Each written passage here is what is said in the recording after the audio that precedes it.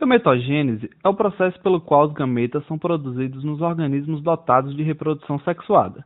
Nos animais, a gametogênese acontece nas gônadas, sendo os testículos referentes às gônadas masculinas e os ovários referentes às gônadas femininas, sendo estas estruturas produtoras de hormônios, os quais determinam as características que diferenciam os machos das fêmeas, e também o padrão no crescimento de pelos, como observado na puberdade.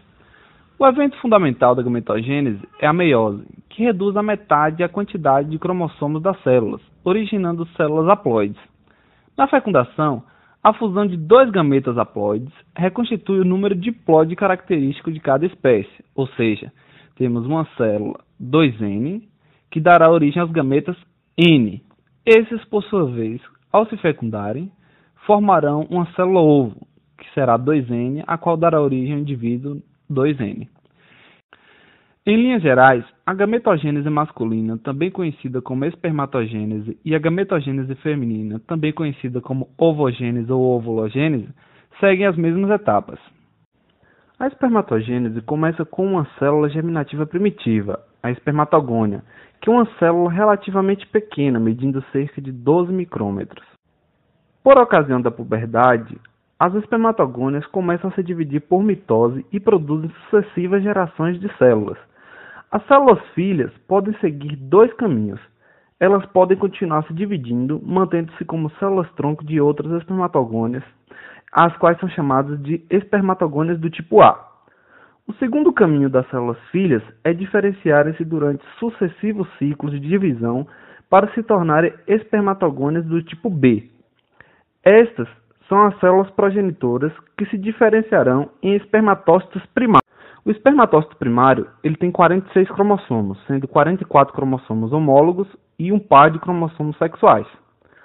Após a sua formação, os espermatócitos primários entram na prófase da primeira divisão meiótica. Como esta prófase dura cerca de 22 dias, a maioria dos espermatócitos encontrados nos cortes estará nesta fase. Os espermatócitos primários são as maiores células da linhagem espermatogênica e são caracterizados pela presença de cromossomos nos seus núcleos e pela sua localização próxima à lâmina basal. Desta primeira divisão meiótica, surgem duas células menores chamadas de espermatócitos secundários, que têm somente 23 cromossomos, sendo 22 pares de cromossomos homólogos mais um cromossomo sexual, podendo ser X ou Y. Espermatócitos secundários são difíceis de se observar em cortes de testículo porque estas células permanecem um tempo muito curto em intérfase e logo entram na segunda divisão meiótica, que também é rápida. A divisão de cada espermatócito secundário resulta em duas células, as espermátides. Pelo fato de não haver uma fase S, ou seja, uma fase de síntese de DNA entre a primeira e a segunda divisão da meiose, a quantidade de DNA por célula nesta segunda divisão é reduzida pela metade, formando células que contêm 23 cromossomos e são haploides, ou seja, 1N. A meiose resulta então na formação de células com um número haploide de cromossomos, o qual retorna ao número diploide normal com a fertilização. A espermiogênese é o nome da fase final de produção de espermatozoides, o processo pelo qual as espermátides elas se transformam em espermatozoides, que são células altamente especializadas para transferir o DNA masculino ao ovócito. Nenhuma divisão celular ocorre durante esse processo. As espermátides podem ser distinguidas pelo seu pequeno tamanho, medindo cerca de 7 a 8 micrômetros de diâmetro, e por núcleos com porções variadas de cromatina condensada. A sua posição dentro dos túbulos seminíferos é perto do lúmen.